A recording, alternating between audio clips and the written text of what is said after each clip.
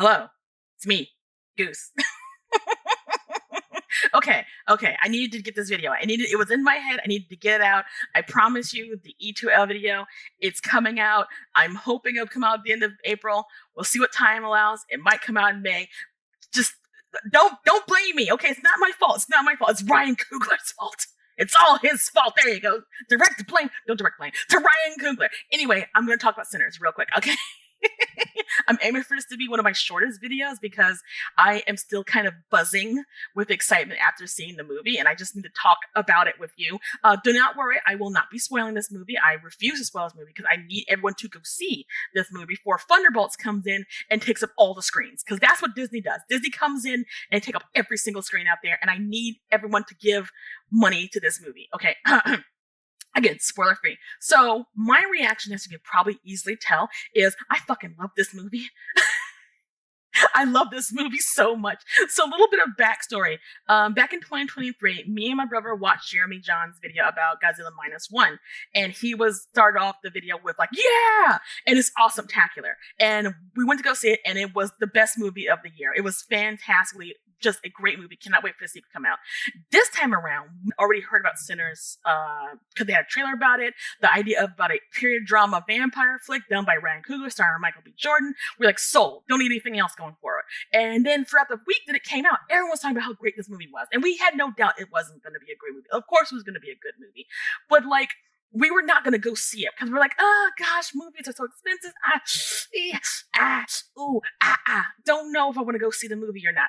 But then we saw Cosmonaut Variety Hour, Cosmonaut Quickie about Sinners. And we love Cosmonaut Variety Hour. We think Marcus is insane. But we love him so much. He's so contrarian. But when he gave the movie a 10 out of 10, we're like, oh no, we need to go see this movie. We absolutely know go see this movie. And he was right. It is such it is an experience. Like, there are movies that you go see that are like experiences. That you go and see it, and you have to see it with a large group of people, and you're like, this has profoundly changed my brain. Sinners is that kind of movie. It is really that good. Is it a perfect movie? No, it's not a perfect movie. I'm not saying it's perfect. But am I saying it's what movies are all fucking about? That's what this movie is. I would liken this to be if any of you guys seen Tales from the Crypt, what was it called? Oh my gosh, my brain. Dawn of Dusk. Whoa, my brain was like, where am I going? Dawn of Dusk. It feels very reminiscent of it. It has that same kind of 90s-ish kind of vibe, if that makes any sense. I know film people will probably have a better way of describing this than I do, but that's how I felt when I watched it. It felt like I was watching a movie from the fucking 90s. And it was just beautifully shot. Ludwig Göransson, that man does not miss. Him and Ryan Coogler are like peanut butter and chocolate. They do not miss, which makes sense because they were roommates up here. They were roommates. But again, I'm not going to spoil this movie for you because I really, really need people to watch it. But what I want to do this, reaction review thing about was because I don't really see a lot of people talking about it as much, which is fair because there's so much to talk about this movie, like music, setting, themes. There's so much to talk about. The one thing I wanted to talk about that really stuck out to me about this movie, that really hit me hard, was the love of women. The love of women for this movie just oozes from the page. If you did not have an idea of what Sinners was about before you went to go see it, after you see it, you walk out there saying, this is a goddamn good loving women movie. And I'm not talking about, oh my God, girl boss, yeah, woo, yeah. I'm not talking about that shit. I'm talking about how the central characters in the movie love each other and how they love the women that are in the movie. From Haley Stanfield's role of just being just this woman of two worlds, two races, and in a time where what she feels just is not safe, to Annie's grief and her perseverance and her love, to Gracie being a strong, determined woman protecting her family, and to young Pearline, who is just this sensual, love-hungry woman that just feels the music through her bones and finds a connection through one of the other characters. It is just a movie that Ryan said, you're going to love these women. because the characters in the movie also love these women. And it's through every part. It's through the sensual scenes that take place. And I do mean even Haley's, I know what you're talking about. I know what you're going to say. That is sensual, because that's the kind of shit you do when you're in love with somebody, okay? That is some, we have fucked freaky. And that's not even the freakiest thing. We have done some shit together. That's what we're talking about. And it's very open about the sensuality and the sexuality of men giving towards their love, their lovers. Again, I'm trying so hard not to spoil anything. This is very hard for me to do, but I want you to understand that as a woman of size, as a Black woman, seeing the love given to Annie by her lover, I believe his Stack, in the movie is something we don't really see that much, because usually when you see heavy set Black women, they're not put in the category of being adored. They're not put in the category of being sensual. They're usually the mother type character, the older sister character, the auntie character. You know, they're not looked at as women of people of desire, if that makes any sense. It's always put in that frame, because Hollywood has had a long tradition of casting larger, darker skinned women as maids and mammies and stuff like that. They don't really put them in roles where they are adored.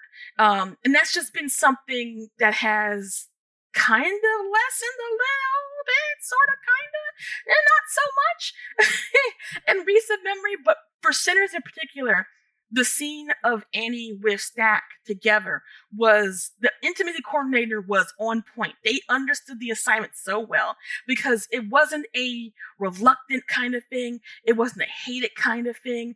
It wasn't, an abusive kind of thing. It was just two characters dealing with grief and heartache and how desperately they wanted to be with each other again, and found comfort in each other's arms after a lot of grief, just a lot of pain. And that's kind of the thorough line throughout all the Sinners. All the Sinners, it would have been really easy for Ryan Coogler to say, you know what, I'm going to make a movie about vampires and white people are bad. He could have done that. It would have been the most easiest layup to ever do.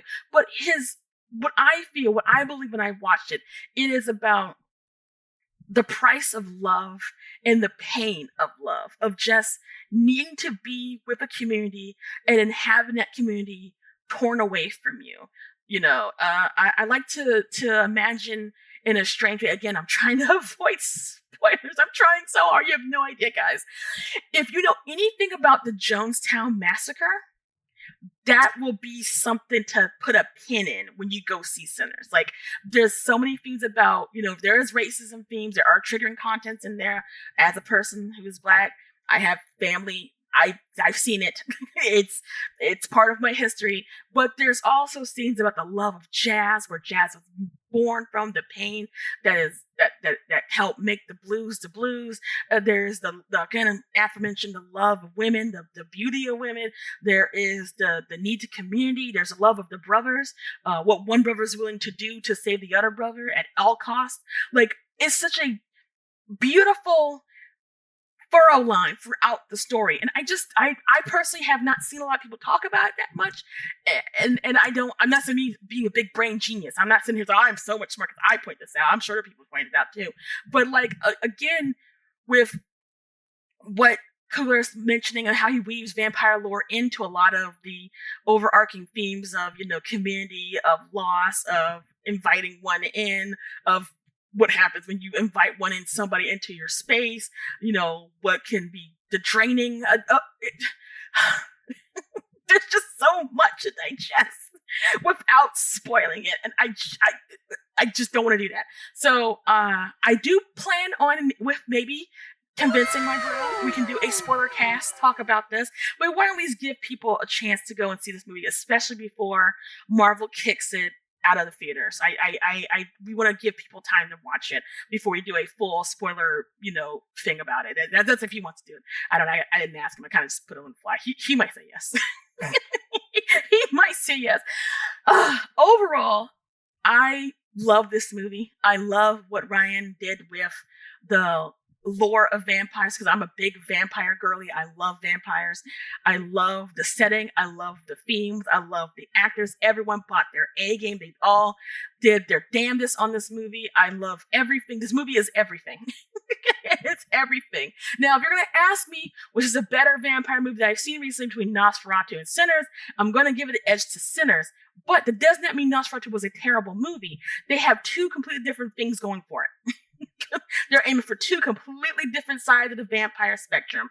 And, you know, one was sexual repression that women face and hysteria. And the other one is just a lot that I'm, again, not going to spoil. So highest recommendation, if you have a chance, if you can, go see it in IMAX. If you cannot go to IMAX, go just see it in regular screen. Go and see this movie. I give Ryan all the money so we can keep getting movies like this. And congrats to Ryan on securing that bag that you did with that contract. I know there's a lot of bullshit going around with the you're destroying. No, you're not. You're getting generational wealth. You're doing a great job. Thank you for doing that. And hopefully that'll be an inspiration for other young BIPOC filmmakers out there to know your worth, know your value, and if you got something that's worth it, make sure you get paid really well. Make sure you secure your legacy because these studios do not give a shit. They don't care. Good times, good times. All right, I'm stopping. 12 out of 10. 12 out of 10, go see the movie. My name is Goose. I'm going to drink some water. I'm going to take a power nap, and I'll see you guys later. Bye.